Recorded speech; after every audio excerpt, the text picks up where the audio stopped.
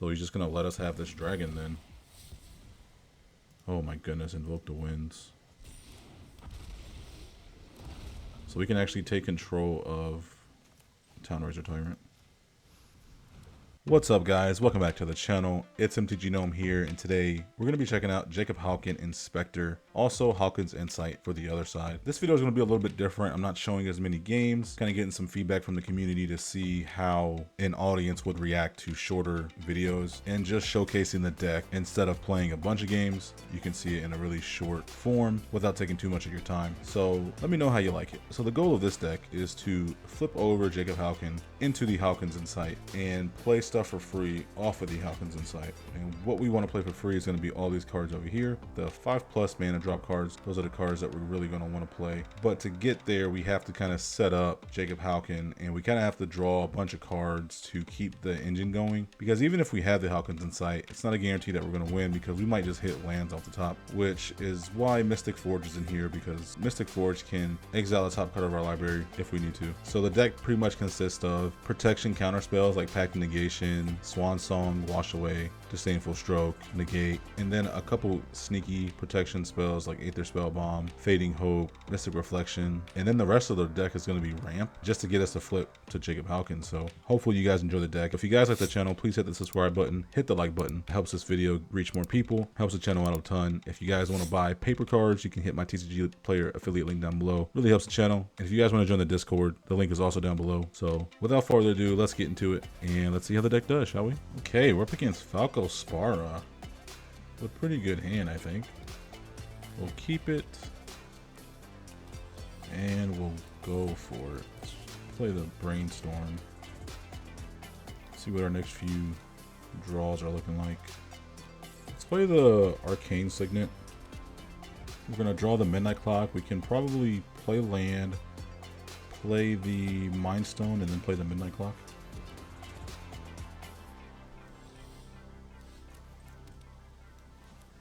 Yeah. Just wanted to make sure I did it right.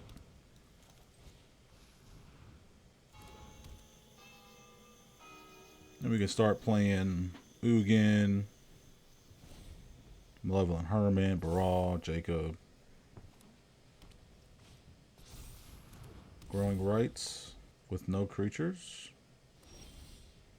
He didn't even hit a creature off the top of his library. What's that about?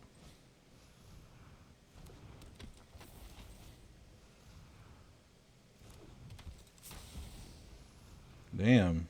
Is he waiting to counter Jacob? Fateful Absence. You know what? I'm fine with them destroying. Brawl is basically in the deck to become a lightning rod anyway, so I am totally okay with that. Here comes Falco. We can Ugin him. Oh wait, no. Ugin says destroy. Ooh, wait, we can transform Jacob. Let's see what we draw. You know what? Let's put the Casmine's Transmutation so we can play it this turn. We can play the Transmutation under the Hauken's Insight. And now he cannot do anything. So the shield counter still stays on him, which you know, that's okay with me. He plays a board wipe. The shield counter still stays on him, so he doesn't even get to destroy Falco, which is pretty funny. Ferocious Hydra. So you're gonna fight our boy here. All right, that's fine. We have the Pact of Negation. Stop anything serious from taking our Hauken's Insight. Yep. We're gonna draw a card. Thank you, Fateful Absence. Demilich. Alright, see what we get off the Insight. Lazatep Plating. That should have been the other way around for sure. We can play the Demilich. 4, 5, 6, 7, 8. We can play Demilich and play the Hermit.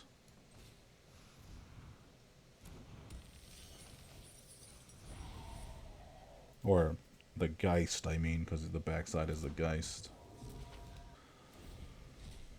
Yeah, I mean, that's the bad thing about playing stuff like Lazatep Plating is because you have to do it on your turn.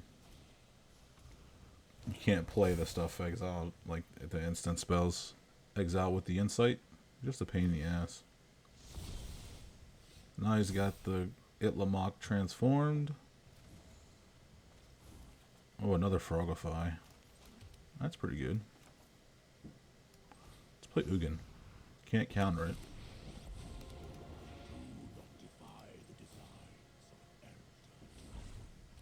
Oh, we got Ulamog off the bottom. Guess we might as well play the Frogify on this Pel Collector. Not like it mattered. You know what? I probably should have waited. If he blocks whatever, he can block everything, kill the Demi-Lich. Let's not do that. What are you going to do, opponent? You going to destroy something? Inscription of Abundance. Put 2 1/1 counters on this, and then he fights this. You know what? I don't think I can let that resolve. As much as I really did not care about that, I kind of just didn't want the Demi-Lich to die. Esper said, no, here you come. You could have made this a creature and swung the Guardian Idol. So he's just swinging at us. He's not swinging at the Ugin? Okay, I'm fine with that. I do have to be careful with this, though.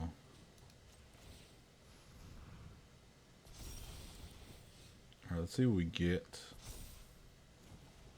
Just a land. That is unfortunate.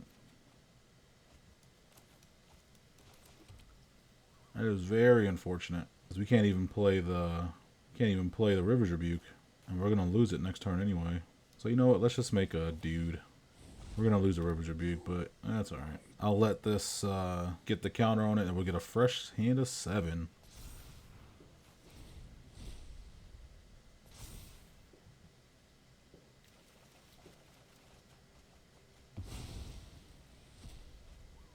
So I guess his goal is going to be to win with this Strixhaven Stadium. We're going to block.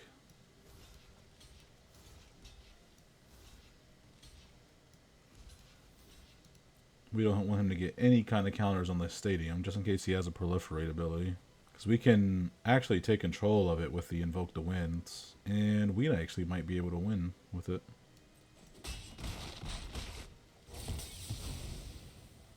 Put the Ledger Shredder in our hand. If it has 10 or more point counters on it, remove them all and that player loses the game.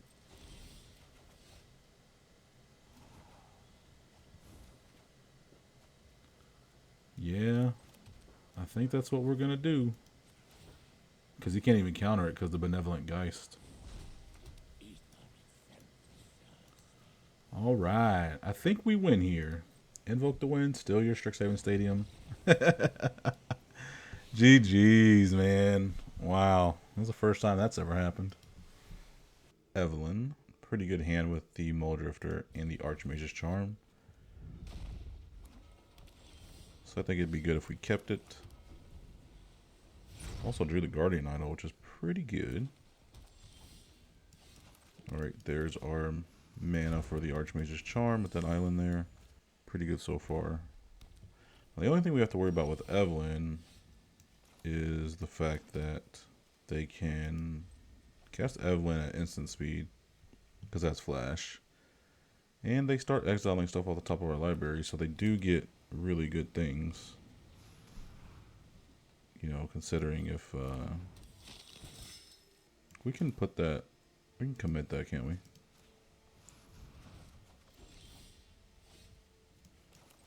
Considering that we have good cards on the field, it's just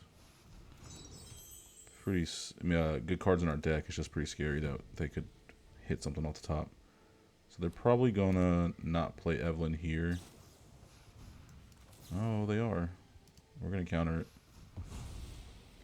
We're not running too many counters in the deck, so it's not terrible that we're playing counters, but we do want to make sure that our opponents can't get those really good spells off.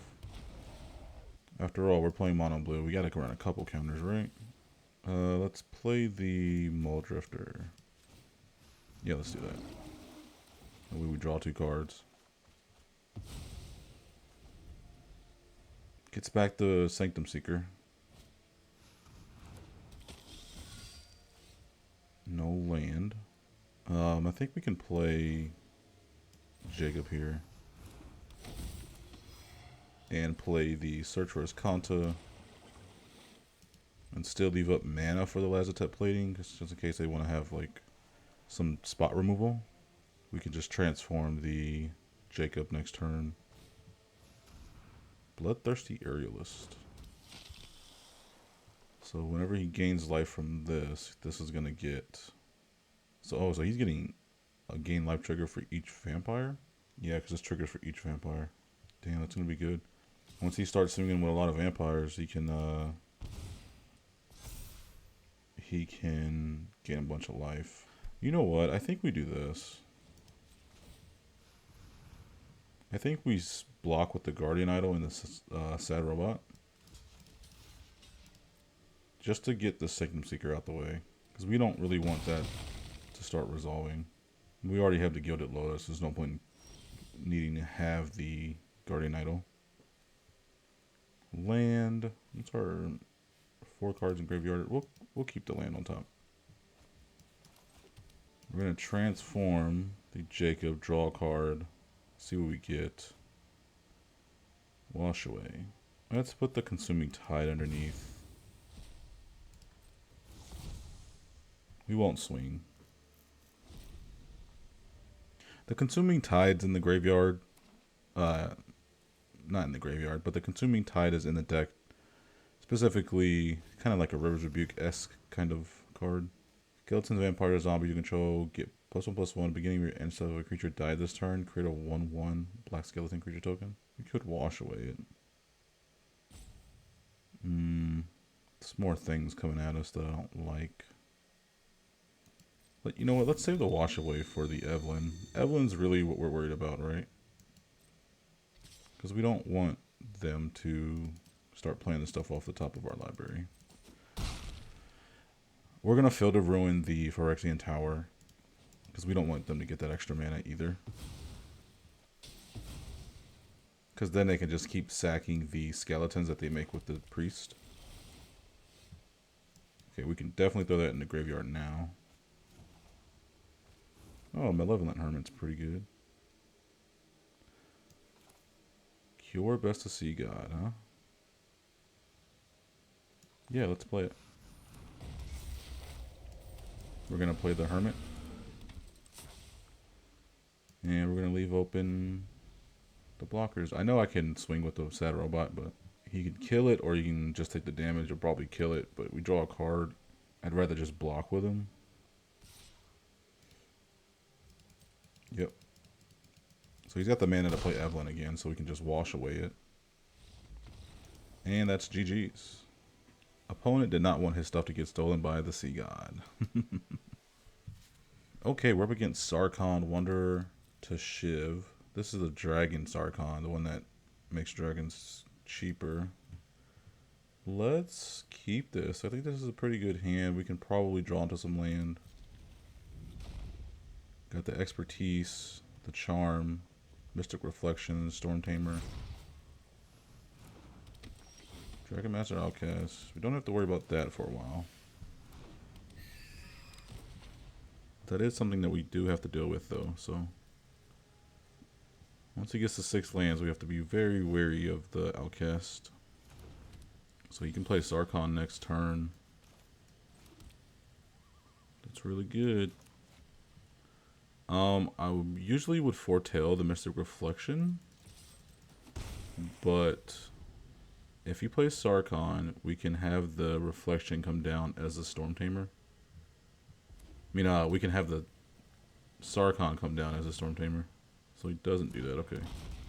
He just plays the Sarkhan's Whelp. Totally fine with me. Now we can either foretell this or just hold up mana for the Charm. Or we can even steal the Outcast, which would be pretty funny. I like all those ideas, to be honest. You know what? Let's foretell the Mystic Reflection. And then if he tries to play Sarkhan, we can Mystic Reflection the Sarkhan into a Siren Storm Tamer. I kind of really want to steal the Outcast, but the Archmage's Charm. Marauding Raptors, okay. Dragon spells, well, creature spells cost 1 less to cast. Town Razor Tyrant enters a battlefield. Target non-basic land you don't control loses all abilities except mana abilities and gains at the beginning of your end step. This permanent does 2 damage to you unless you sacrifice it. Sure. It's gonna choose this, obviously. So we can't activate its scry ability. We're gonna be taking some damage every turn at least. No, we'll take the 2 damage, that's fine. For right now. 4, 6, 8, 9. That's 9 damage here. So we'll go down to 11 with the, and then with the land next turn we go down to 9. Ooh, Heraldic Banner. It's not looking too good. We can always march though. Let's march here. Unfortunately though, this makes it so I can't use the Brawl's expertise. Kills the Siren, okay. Let's play that. So his next move is going to be to play Sarkhan next turn, which we can just turn him into a Sarkhan's Whelp, I guess. He's going to play Sarkhan, no doubt, unless he gets a better dragon in his hand from the draw. Let's play the Ledger Shredder. And then let's play the Opt. Let's see what we get. Ledger Shredder goes up to a 2/4. That's really good. Jinky Taxes is good, but it's not enough, I think. Yeah, we can put that on the bottom. Alright, and we're gonna pass a turn, take 2 damage. We don't want to sacrifice the land. Let's see what he gets here. 6 mana. Chandra's pretty good. We could Mystic Reflection it, because that can kill our Ledger Shredder, right? So yeah. Sarkhan does 3 damage, so that this can't hit our Ledger Shredder. So let's Mystic Reflection. Let's give him another Sarkhan's Whelp. Oh, that kills it actually too. Forgot about the Marauding Raptor's ability. Well, look at that. We just removed Chandra with 1 mana. It was a good call. Really good call. Instead of swinging everything, he just swings the Town Razor Tyrant. Since we did use the Mystic Reflection, I think the play that he's going to have to do here is play... If we play Brawl's Expertise, send back these 3, and then play the Archmage's Charm with the free ability from Brawl's Expertise and take the Dragon Master Outcast, I think that's just not going to be... Like, he's just going to kill the Outcast, which I'm kind of okay with. But I'd rather have the Archmage's Charm to draw some cards. But, you know what? Let's just send these back. Let's play the Archmage's Charm. Let's gain control of the Outcast. He's going to have to play his... He's going to have to play Shiv. The Sarkhan. So... Because he's going to want to destroy this. Because if he doesn't, then we get a dragon on our turn. He can play Sarkhan. He can play the Raptor. It's a 6 mana, but we also get to connive with Ledger Shredder. Oh, he just plays Town Razor Tyrant. Interesting. So he's just gonna let us have this dragon then. Oh my goodness! Invoke the Winds. So we can actually take control of Town Razor Tyrant. Oh man, that was beautiful. Some beautiful top decks there. Because once we got this going, it was going to be hard for him to kind of stabilize, even with the Sarkhan. So what he should have did was play the Sarkhan, -2 it, and hit the Outcast so we wouldn't get the dragon. But once he let us get this dragon, it was kind of GG's from there. Okay, our opponent goes first. We are up against Nico Bolas, God Pharaoh. Probably got a lot of spell slinging stuff in his deck. With one land in hand, I think we mulligan this. There's no way we keep that. This is going to be key, really key to us countering Nico Bolas. Let's keep this. The Mystic Reflection is perfect. Play Storm Tamer, turn 1, and then we foretell the Mystic Reflection. No. It's always the Kozilek, man. It's always the Inquisition of Kozilek. Wow. Well, there goes our plan.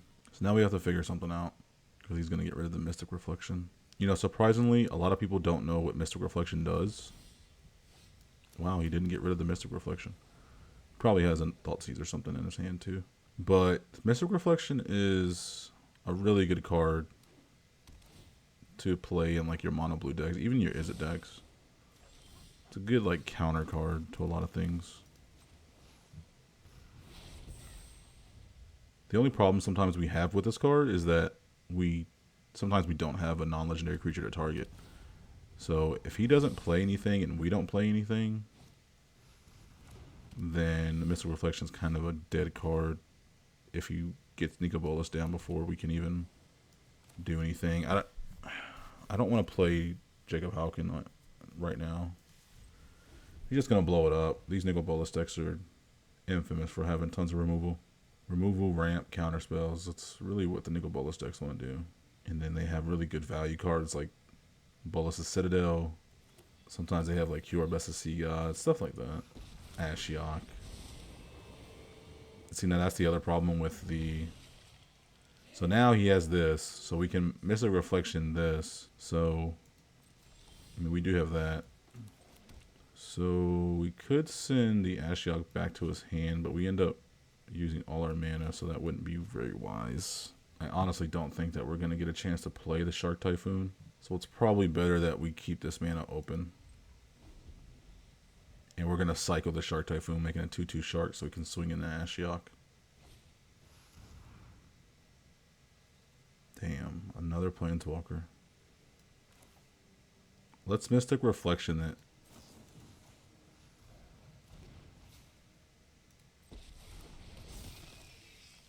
And we're going to make a 1/1 Shark token now. Just so he can't ult this Ashiok.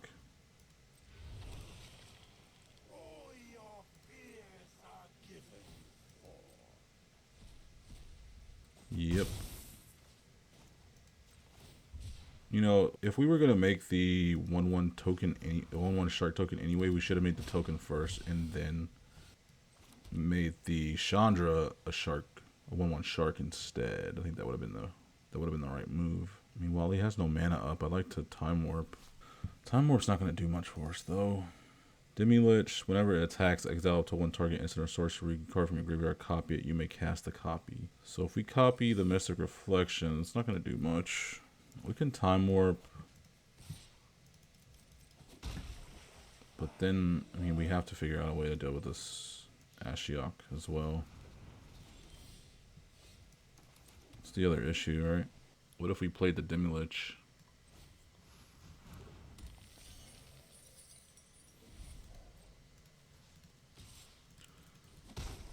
And played the Jacob. Because we don't have anything else to do. So we might as well make him choose between handling with the Demi-Lich and the Jacob Hauken. Our stuff getting exiled is going to be annoying, but there's nothing we can really do about it. Oh, he does have enough to play Nico Bolas. I totally forgot about that. I thought he only had 6 mana total this turn. So he can send something back with the Ashiok and then destroy something with the Nico Bolas.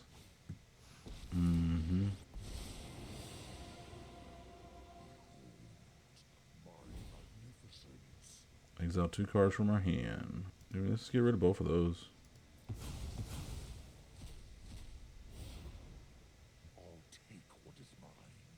If he sends something back to our hand anyway, we're gonna have to exile something. Probably gonna lean towards the Otawara, no matter what he sends back. I mean, if he doesn't send back the Demi-Lich, we can attack and then get Time Warp back. Yep.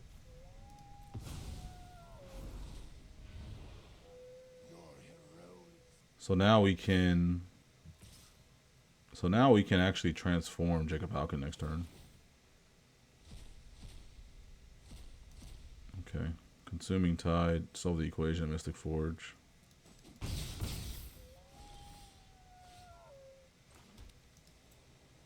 So let's draw a card, discard a card.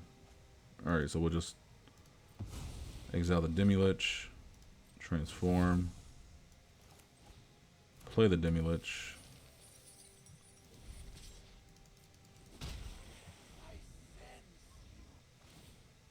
I just hope if he +2s his Nico Bolas, I really hope he doesn't get something big off the top of our library.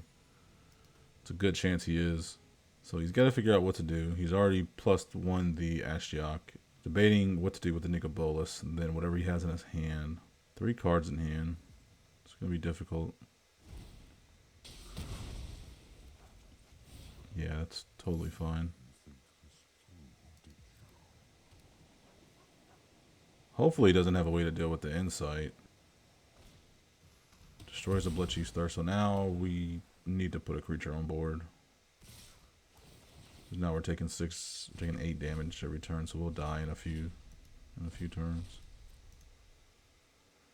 2 lands to get Restoration, Precognitive Perception, and 2 lands. Both of those would have been good to get off the Hauken's Insight. Path of Negation's not a card that we wanted to see off the top. We need something else.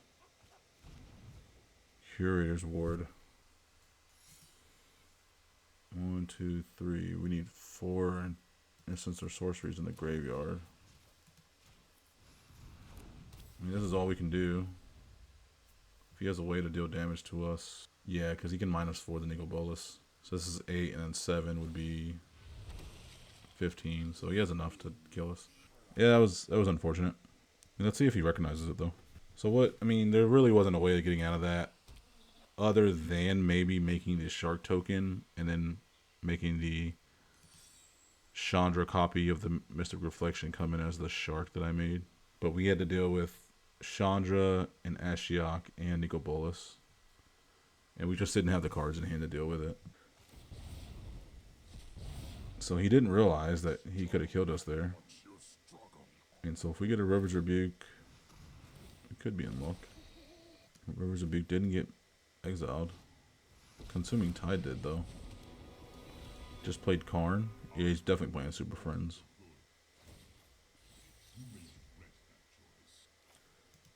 I mean, it's definitely we had to deal with.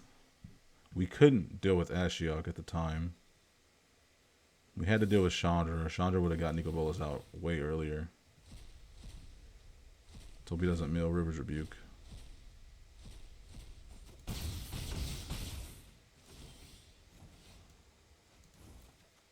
No, we couldn't do it. We couldn't do it. Didn't get nothing. I mean, that's the only problem with the deck, and he was exiling our stuff, so